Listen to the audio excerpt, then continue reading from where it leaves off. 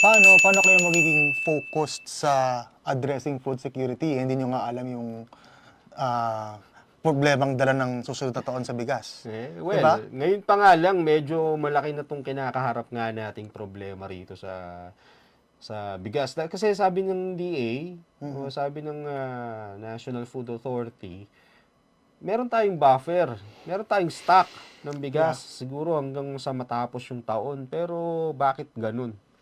Na parang anday pa rin nating ini-import. Tapos syempre, pag tumingin ka sa mga palengke sa labas, ang pinakamura siguro nasa mga 50 plus. Kulang daw kasi kaya tayo nag-i-import eh. Ayun na Ayun nga. ang sasabi ng food security. Bakit Paano yung nga? pag-i-import natin? Hindi kasi natin makokontrol yung presyo sa merkado. Sa pandaigdigang merkado. Kasi hindi naman natin yun eh. At saka there's a global market fluctuations eh.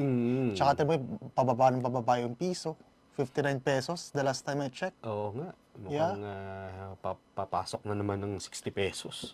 Yung tawag ito, yung threshold ng piso laban sa dolyar. Pero siguro ang dapat pagtuunan ng pansin dito ng Department of Agriculture is yung pagpapatuloy ng modernization ng ating mga To market. farm equipment, yung pagpapatuloy ng pagbibigay impormasyon tsaka edukasyon sa ating mga magsasaka kung paano yung mga makabagong paraan ng pagsasaka o pagtatanim nitong palay para medyo mas